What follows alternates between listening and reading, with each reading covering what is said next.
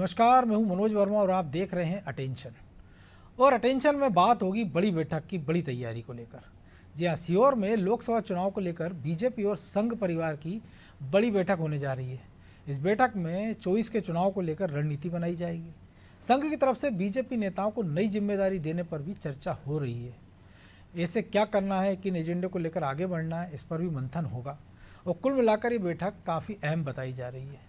इस बैठक की खबर से कांग्रेस के भी कान खड़े हुए हैं।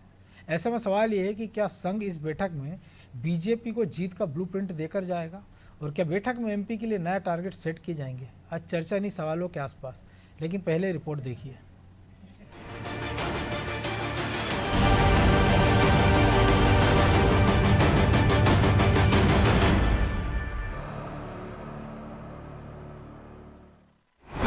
लोकसभा चुनाव की तेज हुई तैयारी, संघ और बीजेपी की बैठक होगी। लोकसभा चुनाव के लिए अब संघ भी एक्टिव हो गया है, लिहाजा 11 जनवरी को सीहोर के एक रिजॉर्ट में संघ और बीजेपी नेताओं के बीच बड़ी बैठक होने जा रही है। इस बैठक में मध्य प्रदेश के लिए 24 की रूपरेखा तय की जा सकती है। साथ ही नई सरकार को किस रोड मैप पर आगे बढ़ाना है, संघ के एजेंडे पर कैसे काम करना है, इन सब की भी रणनीति बनाई जा सकती है। इतना ही नहीं, चर्चा तो इस बात की भी है कि बड़े नेताओं को जवाबदारी सौंपी जाएगी। हालांकि इस बैठक को लेकर बीजेपी नेता क्या कह रहे हैं वो जान लीजिए। भारतीय जनता पार्टी के हर चुनाव को लेकर के बैठक होती है। भारतीय जनता पार्टी हर चुनाव को पूरी गंभीरता के साथ लड़ती है, चाहे स्थानीय निकाय के चुनाव हो, चाहे विधानसभा के चुनाव हो, चाहे अब लोकसभा के चुनाव। भारतीय जनता पार्टी का लक्ष्य नीचे तक के बूथ पर काम करके हम 51% से ज्यादा वोट हासिल करें। गए लोकसभा चुनाव में हमने 58% वोट हासिल किया था। इस बार और आगे बढ़ करके मध्य प्रदेश की 29 लोकसभा सीट जीतना है, इसलिए हमारी तैयारी आरंभ हो गई। जाहिर है कि बीजेपी 51% वोट शेयर के लक्ष्य को लेकर आगे बढ़ रही है और इस लिहाज से भी इस बैठक को काफी महत्वपूर्ण माना जा रहा है। वही मध्य प्रदेश में संघ के एक्टिव होते ही कांग्रेस भी सतर्क हो गई है। कांग्रेस भी लोकसभा चुनाव की तैयारियों में जुटी है। उसका कहना है कि वो इस बार पिछली बार से अच्छा प्रदर्शन करेगी। कांग्रेस और भारतीय जनता पार्टी के चुनाव लड़ने के तरीकों में बड़ा भारी फर्क है। कांग्रेस हमेशा मुख्य मुद्दों की बात करती है, जबकि भारतीय जनता पार्टी मुख्य मुद्दों से ध्यान हटाने की कवायद करती है। ये धार्मिक ध्रुवीकरण करके किसी भी तरह से हिंदू मुस्लिम करके वोट कमाने का प्रयास करते हैं। लेकिन कांग्रेस हमेशा मुख्य मुद्दों की बातें करती है। हम महंगाई की बात करते हैं, हम बेरोजगारी की बात करते हैं, हम युवाओं की बात करते हैं, हम किसानों की बात करते हैं, हम महिला सुरक्षा की बात करते हैं। हम इन्हीं मुद्दों पर चुनाव लड़ते आए जो जनता के बीच के मुद्दे। हमने 29 लोकसभा सीटों पर समन्वय नियुक्त कर दिए। संघ के साथ बीजेपी की बैठक कांग्रेस की चिंता तो बढ़ाएगी ही, साथ ही उसकी चुनौती भी बढ़ जाएगी, क्योंकि उसे 24 के चुनाव में 2 मोर्चों पर लड़ाई लड़नी पड़ेगी। एक तरफ बीजेपी सरकार की योजना और उसकी रणनीति, तो दूसरी तरफ संघ का एजेंडा। इसमें राम मंदिर और हिंदुत्व के मुद्दे प्रमुख हो सकते हैं। खैर, इस बैठक के बाद बीजेपी की आगे क्या तैयारी होगी और वो कैसे आगे बढ़ेगी, इससे भी बहुत कुछ साफ हो जाएगा। ब्यूरो रिपोर्ट, अनादि टीवी।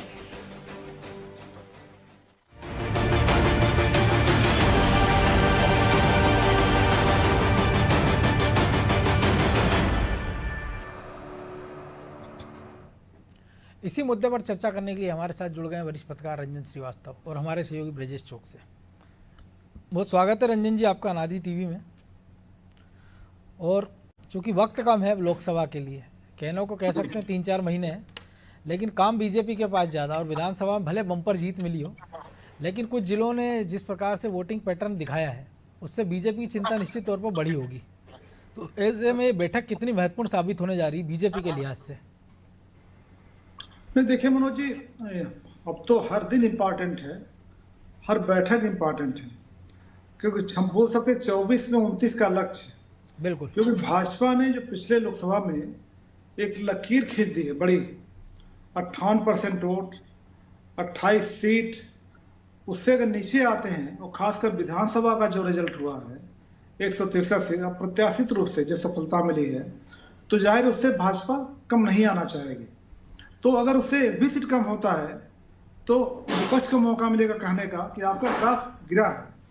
तो जो पिछला एक लकीर खींची भाजपा ने 29 में 28 सीट जीत करके, और 29वीं सीट शायद वो भी कम मार्जिन से भी कांग्रेस जीती थी। बिल्कुल 40,000 के आसपास जी, मार्जिन तो था। बहुत बड़ी जिम्मेदारी है भाजपा के ऊपर, और जाहिर है बिना संघ के सहयोग के यह संभव नहीं है, क्योंकि संघ का अपना नेटवर्क है। खासकर आपने देखा ट्राइबल एरिया में वनवासी कल्याण आश्रम और बहुत सारे जो उनके संगठन हैं, उनके माध्यम से सेवा कार्य संघ कर रहा है बहुत लंबे समय से। और अगर आप 2003 की सफलता देखेंगे मनोज जी, 20 साल पीछे चला अगर आप, तो संघ का बहुत बड़ा हाथ था भाजपा को स्टैब्लिश करने में, वापस लाने में। तो जाहिर है संघ लोगों को दायित्व देगा भी। कुछ नए, जैसे आपका जो विषय है, मैं सहमत हूँ विषय से कि नए लोग आगे सामने आ सकते हैं, नए दायित्व आ सकते हैं। अभी पिछली बार हमने देखा जो राज्यसभा का चुनाव हो रहा था, एक सोलंकी जी को लाया गया, उनको राज्यसभा का मेंबर बनाया गया। तो ट्राइबल एरिया पे विशेष फोकस है, बिल्कुल। और खासकर इसलिए फोकस है, और वहाँ सुमेर सिंह सोलंकी का आप जिक्र कर रहे हैं शायद, बड़वानी। जी, सुमेर सिंह सोलंकी का। और इसलिए भी इम्पोर्टेंस है कि ट्राइबल एरिया में भाजपा को जो इस बार विधानसभा में जो करना था, जो परफॉर्मेंस था, वो थोड़ा सा उनको लिए निराशाजनक हो सकता है। धार झाबुआ जो बेल्ट है उसमें उतना अच्छा नहीं कर पाए, नहीं शायद और सीटें होती। तो जो ट्राइबल एरिया उसको लेकर संघ की चिंता जायज है, मुझे लगता है चिंता होगी भी, और इन सब विषयों को लेकर के संघ बैठक में जरूर इस पर चर्चा करेगा और लोगों को दायित्व देगा। जी, तो ब्रजेश जी दायित्व तो देगा, क्योंकि हमने देखा विधानसभा के पहले लगातार मैराथन बैठकें हुई थी। इसके बाद केंद्रीय मंत्रियों को जिम्मा दिया गया था, अश्विनी वैष्णव हो, भूपेंद्र यादव हो। लोकसभा की भी निश्चित तौर से जिम्मेदारी तय हुई, लेकिन उसके पहले जब BL संतोष के बाद जो बाकी के जो बड़े पदाधिकारी वो बैठ रहे हैं, और ऐसे में जबकि दो बड़े मुद्दे भी हैं, राम मंदिर को लेकर जो कुछ बीजेपी की तैयारी है अंदर खाने, संघ परिवार पूरा जुटा हुआ है, और संघ के पदाधिकारियों के साथ बैठक, तो जाहिर सी बात है कि उसमें राम मंदिर को लेकर भी चर्चा होगी, और लोकसभा के रोड मैप को भी लेकर चर्चा होगी, हिंदुत्व को लेकर भी चर्चा होगी, और कोर मुद्दे कौन से होंगे उसको लेकर भी चर्चा होगी। देखिए मनोज जी, वैसे तो बीजेपी की मातृ संस्था है RSS, लेकिन आज की तारीख में हम कह सकते हैं कि वो बैकबोन है, पूरी ताकत है कांग्रेस बीजेपी की माप की। तो आप देखिए बीजेपी की ताकत है, और बिना शोर शराबे के वो काम करती है। यदि ये बैठक भी हो रही है तो कोई शोर नहीं होगा, वो बिना बैठक के भी वो काम करते रहें। आप देखिए विधानसभा चुनाव से पहले भी जो इतना बम्पर समर्थन मिला है, चाहे मध्य प्रदेश की बात करें, हम मध्य प्रदेश को छोड़ दीजिए आप, तो यदि छत्तीसगढ़ की भी बात करें, छत्तीसगढ़ और राजस्थान की, इसमें कहीं ना कहीं अहम रोल है RSS का, संघ का, उन कर्मचारियों का जिनको कोई लाभ नहीं देखते, वो कि हमें सत्ता से कोई लाभ मिलेगा, चुपके से काम करते रहते हैं, शांति से अपना काम करते रहते हैं, जो लक्ष्य है उसे पाने की दिशा में कदम बढ़ाते हैं, वो सपोर्ट के रूप में काम करते हैं। आप देखिए बम्पर वोटिंग हुई है, हम बात करते हैं कि बीजेपी के संगठन ने ये काम किया, क्या आप इसकी कल्पना कर सकते हो कि RSS के स्वयंसेवकों ने भी उसी तुलना में काम किया है। हर व्यक्ति को जिस तरह से घोषित रूप से बीजेपी ने पन्ना प्रमुख बनाया था, RSS ने कोई घोषित रूप से नहीं, लेकिन अपने एक एक स्वयंसेवक को जिम्मेदारी दी थी मतदाताओं को निकालने की। वो एक महत्वपूर्ण रोल था उसका काम करने का। यदि कोई नाराज है, यदि शांति से घर बैठा है, अपने वोटर तक जाना है, संघ के स्वयंसेवकों को, और उनको निकालना है, विचारधारा को और तेजी से प्रचारित करना है। अब ये जो बैठक हो रही है उसमें निश्चित तौर पर एजेंडा तय है। वो कई सीटों पर उन्होंने इससे एंड टाइम पे बाजी पलटी भी, जो लग रहा था कि बीजेपी हार रही है, वो सीटें सारी बीजेपी की झोली में आई है। संघ ने मोर्चा संभाल लिया था, जहां पे एंटी इनकम्बेंसी की थी, स्थानीय विधायक के खिलाफ नाराजगी थी। ऐसे में उदाहरण भी दे सकता हूँ, बहुत सारे हैं। चाहे होशंगाबाद को देख लीजिए, जहां पे लग रहा था कि कांग्रेस तीसरे नंबर पर चली गई थी, वहां पे एक ही परिवार के आमने सामने थे दोनों भाई। संघ ने आखिरी टाइम में मोर्चा संभाला और वो सीट बीजेपी के पाले में चली गई। ऐसी एक सीट नहीं, ऐसी बहुत सारी सीटें हैं। दक्षिण पश्चिम है भोपाल, दक्षिण पश्चिम है। आप देखिए कि बहुत सारी सीटें हैं मध्य प्रदेश में जो संघ की वजह से बीजेपी के खाते में आ गई हैं। लोकसभा चुनाव में भी महत्वपूर्ण रोल निभाता है संघ, हमेशा लगातार पहले से भी कि वो रोल निभाता रहा है, और आदिवासी बेल्ट में अलग तरीके से काम करता है। संघ समान रूप से सबको समाज को एक साथ लाने का काम करता है, समरसता भोज कराता है, छोटे छोटे कार्यक्रम करता है। आप चले जाएंगे बैतूल जाइए, आप आदिवासी बेल्ट में जाइए, तो संघ का जो रोल है, संघ का जो काम है, वो अपने आप दिख जाएगा। और जो रंजन जी कह रहे थे कि धार झाबुआ में जो कहीं ना कहीं एक तरह से अलार्म आया है बीजेपी के लिए, उसको निश्चित तौर पर संघ महसूस कर रहा होगा, और संघ महसूस कर रहा है तो वोटों के लिहाज से तो ग्वालियर की बात करें, ग्वालियर है, मुरैना है, टीकमगढ़ है, खरगोन है, तो संघ एक अपनी पैरेलल वो चलता है बीजेपी में। और यह वजह भी रहती है कि कई बार हम देखते हैं कि संघ की सहमति से या उसके अनुसार उम्मीदवार भी मैदान में उतारे जाते हैं? बाकायदा फीडबैक लिया जाता है संघ से भी? एक जो सर्वे की हम बार बार बात करते हैं कि बीजेपी सर्वे कराती है, सर्वे के आधार पर टिकट देती है, उसमें ये चीज़ भी नहीं भूलना चाहिए कि सर्वे तो संघ भी कराता है कि किसके खिलाफ क्या एंटी इन्वेंसी की, वो सरकार पर भी नजर रखता है और क्या उसका एजेंडा है, उसके अनुरूप सरकार काम कर रही है या नहीं कर रही, वो भी वो देखता है। और उस अनुसार यदि उसको लगता है कि कहीं सरकार के प्रति नाराजगी है तो उसको दूर करने के लिए अलार्म भी बजाता है, बार बार सचेत भी करता है। और हमने ये देखा है उसका फायदा बीजेपी को मिलता रहा है। और जब लोकसभा चुनाव हो, राम मंदिर जो बड़ा मुद्दा था बीजेपी का, संघ का, वो जब पूरा हो रहा हो तो निश्चित तौर पर संघ चाहेगा कि ये जो लहर है जो हिंदुत्व का छाता है और मजबूत हो और सभी जातियां इस छाते के नीचे आ जाएं। जो थोड़ा भी भेदभाव है जिसको वो लगातार दूर करने की कोशिश करता है, चाहे एक कुआं होना चाहिए, एक शमशान होना चाहिए, जिस तरह के अभियान चलाता है वो सारे समाजों को, हिंदू समाज को एक करने के लिए, तो वो एक महत्वपूर्ण रोल राजनीति के माध्यम से भी होता है। मंदिर, एक कुआं, एक शमशान, बिल्कुल ये जो अभियान चलाता है संघ,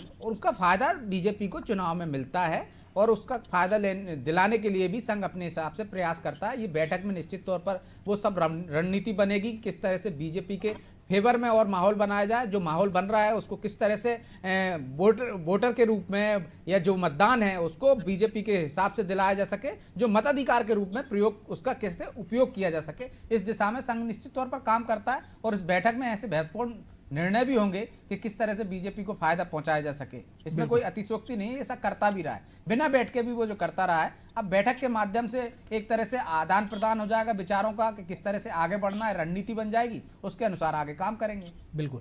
तो रंजन जी, दिल्ली में भी लगातार मैराथन बैठकें चल रही है, हमने देखा है बीजेपी कह रही है कि अब की बार 400 पार के नारे की बात कर रही है, विपक्ष ईवीएम की बात कर रहा है, और इस बीच में जो सबसे बड़ा राम मंदिर को मुद्दा बनाया जा रहा है, कांग्रेस को भी लग रहा था कि विधानसभा चुनाव में उसका वोट प्रतिशत इंटैक्ट रहा है 40%। पिछली बार भी बीजेपी इतनी थी, लेकिन लोकसभा में वोट शेयर 53% चला गया था, यानी 13% का बाउंस था। अब 48 पे तो बीजेपी अभी खड़ी है, तो जाहिर सी बात है वो इसको 60 तक ले जाने का प्रयास करेंगे। तो ऐसे में कांग्रेस के लिए बड़ी चुनौती, और नए चेहरे भी बीजेपी सामने उतारेगी, क्योंकि जो उसके 5-5 सांसद हैं वो चुनाव जीत गए, मंत्री बन गए सरकार में रीति पाठक को छोड़कर, तो वहाँ भी नए चेहरे लाए जाएंगे, उसको लेके भी चर्चा। मनोज जी, जो विजय जी बोल रहे थे, संघ का एक अपना सर्वे होता है, उसके आधार पर बहुत से लोगों को टिकट मिलता भी है और टिकट कटता भी है। बिल्कुल। और जहां तक लोकसभा के पोलिंग की बात है, मेरा मानना है कि ये दोनों अनरिलेटेड हैं। अगर आप देखेंगे जो लोकसभा चुनाव हुआ था उसमें वोट परसेंटेज जबरदस्त बढ़े थे। विधानसभा में तो देखा जाए 40% मिला था, 40 से 41 मिला था, 40.8 समथिंग था। बिल्कुल। और लोकसभा में आते आते मोदी जो वेव चला उसमें से काफी चला गया, बढ़ गया। तो उसमें यही देखना है कि जो विधानसभा मिला है, जो 48 या 46 गया है, उससे कम ना होना पाए, यही प्रयास है बीजेपी का भी, संघ का भी। बिल्कुल। दूसरा, जो विधानसभा में जो सीट्स मिली हैं, अगर उसके हिसाब से देखा जाए मनोज जी, तो फिर लोकसभा में सीट कम हो रही है, 163 है। तो वो जो विधानसभा में जो सफलता कांग्रेस को मिली है वो कहीं लोकसभा में कन्वर्ट ना, जो विजय जी जिस तरह इंगित कर रहे थे, धार झाबुआ या जो आप अभी बोल रहे थे मुरैना या जो चीजें हैं, ग्वालियर है, खरगोन है, टीकमगढ़ है, तो चिंता कारण है, क्योंकि हर चुनाव में परिस्थिति अलग होती है, मुद्दे अलग होते हैं। जैसे इस बार का मुद्दा तो आपने बिल्कुल सही कहा, राम जन्मभूमि का मुद्दा है, पीले चावल बांटे जा रहे हैं, और भाजपा ऐसा नहीं चाहेगा कि राम के आने के बाद भी, राम मंदिर के आने के बाद भी, वो जो लकीर हमने खींचा है पिछले चुनाव में उससे कम हो। अगर ज्यादा नहीं होना है तो कम तो स्वीकार नहीं करेगा। बिल्कुल। दूसरी बात, अभी मुद्दे क्या है, एक और मुद्दा नया आ गया है मनोज जी, मालदीव का मुद्दा। मालदीव के मुद्दे को देखेंगे, उनके जो प्रेसिडेंट हैं, जो चाइना तरफ झुका हुआ है, नया मुद्दा बन के उभरा है, और ये धीरे धीरे जो एक विशेष दिशा में जा रहा है, तो जाहिर है ये भी बड़ा मुद्दा बनने जा रहा है। लोगों के मानस को कहीं उद्वेलित कर रहा है कि जो हमारी चार तरफ शक्तियां हैं कैसे अपना रोल प्ले कर रही हैं, और जब देश का चुनाव होगा, लोकसभा चुनाव होगा, तो जो बड़े जो मुद्दे हैं वो भी सामने आएंगे। मोदी का चेहरा अपनी जगह पे है, राम जन्मभूमि का बड़ा मुद्दा रहेगा, मालदीव या पाकिस्तान का मुद्दा आएगा, बालाकोट फिर आएगा। तो इतने बड़े मुद्दे को होने के बाद जब राम मंदिर बन रहा है, 22 को उसका उद्घाटन होना है, ऐसे में संघ या भाजपा को ये दोनों एफोर्ड नहीं कर सकते हैं कि जो पिछला हमारा परफॉर्मेंस रहा उससे कम आए। बिल्कुल। और कम अगर आता है तो जाहिर है बहुत बड़ी चिंता का कारण होगा। और जैसा हमने देखा है कि भाजपा में चुनाव जितना लड़ना एक पैटर्न पे होता है, वो चुनाव को चुनाव समझते हैं। हर चुनाव, चाहे पार्षद का चुनाव हो, चाहे सरपंच का चुनाव हो या कोई पूरी चुनाव ऊर्जा हो, के साथ लड़ते हैं। उसी ऊर्जा के साथ लड़ते हैं। तो पिछला जहां पे कमी रह गई, अगर 29 में 28 रह गया तो भाजपा उस चीज को खोजेगी। लेकिन विधानसभा में हमारी कमी कहाँ रह गई? सीट अगर 130 से संतोष नहीं होगा उनको। बिल्कुल। एक को जो कांग्रेस सफलता मिली, कांग्रेस को क्यों मिली है, कहाँ प्रॉब्लम हुई, उस पर भी संघ काम कर रहा होगा और बीजेपी को फीडबैक देगा पूरा। और एक और चीज मनोज जी, जो सीएम का चुनाव हुआ है, ये मैं मानने को तैयार नहीं हूं कि बिना संघ के दखल का हुआ है। निश्चित तौर संघ का पर। हाथ इसमें भी है, जो मध्य प्रदेश के नए सीएम है। तो हर फ्रंट पे संघ की निगाह है, संघ चौकन्ना है और चिंता कारण संघ और भाजपा दोनों में होगा। जैसे पहले बोला है जी। कि इस परफॉर्मेंस को नीचे नहीं आने देगा, खासकर इतने बड़े जो मुद्दे, जो देश के बड़े मुद्दे हैं और आपके पिच पे अपोजिशन खेल रहा है, आपने एक नैरेटिव सेट कर दिया है, तो नीचे जाने का सवाल नहीं पैदा होता है। यह संघ और भाजपा के मन में होगा। जी, तो आपने भी संघ को बड़े नज़दीक से देखा है। ये इस बैठक के इस समय क्या मायने निकाले जाएं कि केवल लोकसभा चुनाव के लिए तो होगा नहीं इतनी बड़ी बैठक? नहीं मनोज जी, देखिए बहुत सारे विषय होते हैं, जैसे उन्हें मालदीव की तरफ इंगित किया आपको। बिल्कुल। तो जब भी संघ की बैठक होती है उसमें संगठन और सरकार सहयोग की बात होती है। कहीं जो एक ट्रेन एक ट्रैक पे आई है, कहीं डिरेल ना हो जाए, उसमें सांप्रदायिक सौहार्द की बात भी होती है। जो राम जन्मभूमि का मुद्दा है, जो मंदिर बनना है, उसके बाद उसके कम्युनल कोई ऐसा फ्लेयर अप ना हो जाए। बहुत सारे ऐसे मुद्दे होते हैं, सामाजिक मुद्दे भी होते हैं, शैक्षणिक मुद्दे भी होते हैं। सरकार की जो दशा दिशा होती है, जो नई सरकार है, नए सीएम हो सकते हैं, उनका कामकाज क्या है, जो मंत्री आपके उनका कामकाज क्या है, ऐसे बहुत सारे विषय हैं। शिक्षा, स्वास्थ्य, इन्वायरमेंट, सारे विषय पर चर्चा होती है। चुनाव एक पार्ट है, लेकिन चूंकि लोकसभा चुनाव होने वाला है तो जाहिर है एक मेजर फोकस ये चुनाव होगा, इसमें मैं मानता हूँ। बिल्कुल। तो ब्रजेश जी, इस बैठक के बीच एक खबर हो रही है कि अब चूंकि वो उसका इम्पैक्ट जरूर दिखेगा कि कमलनाथ से लेकर दिग्विजय सिंह तक लेके जो राम मंदिर को लेके बयान देते रहे हैं कि राम किसी के नहीं, हम सबके मंदिर जाएंगे, और आज ही कांग्रेस निर्णय ले लेती है कि वो पॉलिटिकल इवेंट है संघ और बीजेपी परिवार का, इससे वो किनारा करेंगे। तो जाहिर सी बात है कि ये मुद्दा ऐसा है कि ये पूरे देश में इसकी गूंज हमको सुनाई देगी। बीजेपी इसको निश्चित तौर पर, जो रंजन जी भी कह रहे थे कि नैरेटिव सेट करेगी और बीजेपी इस दिशा में आगे बढ़ भी जाएगी। हो सकता है रात तक आते आते इस पर प्रतिक्रियाएं शुरू भी हो गई हैं। तो मध्य प्रदेश में भी ये कांग्रेस के लिए कितनी बड़ी परेशानी का ये मुद्दा साबित हो सकता है? देखिए मनोज जी, मध्य प्रदेश ही नहीं पूरे देश के लिए, कांग्रेस के लिए एक तरह से कह सकते हैं कि अपने पैर पर कुल्हाड़ी मारा कैसे मारी जाती है, ये कोई कांग्रेस से सीखे। जब राम में हो गए हैं, जब आप बार बार कह रहे हो कि राजीव गांधी ने भी ताला खुलवाया था, यदि हम सत्ता में होते तो हम भी ऐसे ही राम मंदिर बना रहे होते, जब वो तमाम चीज़ें आप कह रहे हैं जो आप चाहते हैं कि एक वोट बैंक आपका सज जाए, तब बीच में आप इसको एक राजनीतिक इवेंट कह देंगे और सिर्फ किनारा कर जाएंगे, तो निश्चित तौर पर जो एक वर्ग यदि थोड़ा बहुत भी आपसे सहानुभूति रखता होगा, जो धर्मनिरपेक्षता के नाम पर कि आप सबको समान वो देते हैं लेकिन समान धर्मों को पालते हैं, मानते हैं, कहीं ना कहीं ये झटका तो है उन लोगों के लिए भी जो इस तरह से आगे बढ़ने की कोशिश कर रहे हैं। क्या हमने देखा है जब राम मंदिर के लिए चंदे की बात आई थी तो पार्टी को निर्णय ले लेना चाहिए था कि ये तो पॉलिटिकल इवेंट है, हमारा कोई भी व्यक्ति चंदा नहीं देगा। दिग्विजय सिंह कह रहे हैं मैं 1,11,000 रुपए दे रहा हूँ। अरुण यादव ने गांव-गांव जाकर चंदा मांगा। अरुण यादव गांव-गांव चंदा मांगते हैं, भोपाल में में पीसी शर्मा मांगते हैं, कांग्रेस के ऐसे तमाम नेता हैं जो बढ़ चढ़ कर कह रहे थे कि हमने भी चंदा दिया है और चंदा इकट्ठा करके दे रहे थे। क्यों दे रहे थे भाई? जब आपको उसको इवेंट लग रहा था तो नहीं देते चंदा। तो ये उन नेताओं के लिए भी झटका है जो मध्य प्रदेश में हम देख रहे थे। ज्यादातर ऐसे होंगे जिन्होंने भी कांग्रेस को चंदा नहीं दिया होगा, जो 138 रुपए से उन्होंने शुरुआत की थी कि आप 1380 से लेके 1,38,800 रुपए तक दे सकते हैं। देखिए मनोज जी, ये उन कांग्रेस के लिए झटका है जो मध्य प्रदेश ये जो कभी हुआ नहीं, चाहे कमलनाथ के दौर में देख लीजिए, चाहे अरुण यादव के दौर में देख लीजिए। पीसीसी में गणेश जी का बाकायदा आयोजन किया जाता है, गणेश उत्सव मनाया जाता है अरुण यादव के दौर में। आप देखिए कमलनाथ जी के दौर में हनुमान चालीसा का पाठ किया जाता है। क्यों जा रहे थे आप? ये बार बार क्यों कह रहे हैं कि हम भी मान रहे हैं, हनुमान भक्त बन गए हैं, हनुमान मंदिर। आज ही जब ये घोषणा की जयराम रमेश का, जब पत्र बाहर आया कि ये तय हुआ है सोनिया गांधी, मल्लिकार्जुन खड़गे, अधीर रंजन चौधरी कि हम नहीं जाएंगे, अस्वीकार कर दिया है क्योंकि पॉलिटिकल इवेंट है। उससे कुछ देर पहले, कुछ घंटे पहले बाकायदा हनुमान मंदिर में बैठ के राम नाम लिख रहे थे, पत्र लिख रहे थे बाकायदा। कौन? कमलनाथ जी। तो उन कांग्रेस नेताओं की दुविधाएं बढ़ जाती है, मुझे लगता है कि जो जाना चाहते होंगे, और ऐसा हो नहीं सकता कि कांग्रेस के नेता बाद में जाए ना दर्शन करने के लिए, सब जाएंगे। तो ये कांग्रेस के जो कार्यकर्ताओं अध्यक्ष को भी, उत्तर प्रदेश के अजय राय, उन्होंने तो कह दिया कि 14 जनवरी को वो जाएंगे। आप ये देखिए कि कांग्रेस के कुछ नेताओं की आस्था है ना, आप उस आस्था में सिर्फ एक पत्र जारी करके रुकावट क्यों बन रहा है? आपको तो इस पर कोई प्रतिक्रिया ही नहीं देने चाहिए थी यदि नहीं भी जा रहे थे आप तो, और चले भी जाते तो क्या बुराई होता ना भाई। मंदिर बाद में भी जाओगे, आप जनेऊ पहनोगे, जब लोकसभा चुनाव हो जाओगे सोमनाथ मंदिर जाओगे, मत्था टेकोगे और खुद को ब्राह्मण बताओगे, तो आज आपको जाने में, जो श्री राम जी के दरबार में जाने में आपको आपत्ति क्या है? या सोनिया गांधी का जैसा स्वास्थ्य चल रहा है और खड़गे जी की उम्र है, तो कहा जा सकता था कि स्वास्थ्यगत कारणों से नहीं गए। बिल्कुल, किसी को भी भेज सकते थे प्रतिनिधि के रूप में। तो मुझे लगता है कि एक तरह से ये वैसा कदम है जिससे कांग्रेस को नुकसान ही होना है। कांग्रेस को कहते हैं कि जो मति उसकी भ्रष्ट हो गई है, इस वजह से वो इस तरह के कदम उठा रही है। बीजेपी, जो रंजन जी कह रहे थे, बीजेपी की पिच पर आकर खेलती है। बीजेपी को एक बहुत बड़ा मुद्दा दे दिया, जो जिन मुद्दों की आप बात कर रहे हैं ना रंजन जी, ये सबसे बड़ा मुद्दा बनेगा कि तो राम मंदिर के दरवाजे पर भी नहीं जाते। उन हिंदुओं को, करोड़ों हिंदुओं की आस्था पर देखिए आप, उससे किस तरह से एक माहौल बनाया जाएगा, और कांग्रेस को इसका बहुत बड़ा नुकसान भुगतना पड़ेगा, खासकर हिंदी बेल्ट में।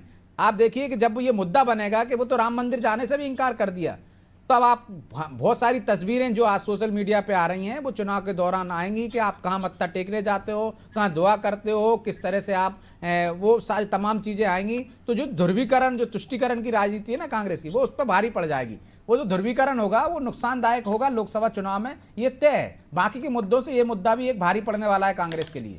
तो रंजन जी, जो इकलौती सीट जीती है कमलनाथ के बेटे नकुल नाथ ने छिंदवाड़ा की, संकट उनके सामने भी होगा इस मुद्दे से। लोकसभा में बीजेपी बिल्कुल तैयारी करेगी कि जो खुद को हनुमान भक्त हैं, वो राम की भक्ति में तो जा नहीं रहे उनकी पार्टी, और वो हनुमान भक्त बने हुए हैं। इसकी कार्ड भी निकालना पड़ेगी कांग्रेस और खासतौर से कमलनाथ को अपना गढ़ बचाना हो, क्योंकि 2 बार से तो लोकसभा विधानसभा की सातों सीटें वो जीत रहे हैं। इस बार तो महापौर भी उनका है, सांसद भी उन्हीं के, विधायक भी वो खुद हैं। नहीं, बिल्कुल सही बात है। देखिए, तो कमलनाथ के नेतृत्व में पार्टी चुनाव हार चुकी है, और छिंदवाड़ा से चले थे, छिंदवाड़ा पहुंच गए। यह माना जाता था कि कमलनाथ छिंदवाड़ा के नेता हैं, वो प्रदेश के नेता बन नहीं पाए, और इस चुनाव ने साबित कर दिया कि छिंदवाड़ा से बाहर नहीं निकल पाए, हुए वापस पहुंच गए। अब उसका अगर छिंदवाड़ा पर नहीं बचा पाएंगे तो बहुत बड़ी उनके लिए पॉलिटिकल संकट गहरा जाएगा उनके पर्सनल करियर पे। उनकी जो एज है, जो स्वास्थ्य है, उसको लगता नहीं बहुत लंबे समय राजनीति में, सक्रिय राजनीति में रहेंगे। लेकिन बेटे को तो आगे बढ़ाना है, तो अगर छिंदवाड़ा लूज कर गए तो जाहिर भाजपा की बहुत बड़ी सफलता होगी, और उनके लिए राजनीतिक संकट और बढ़ जाएगा।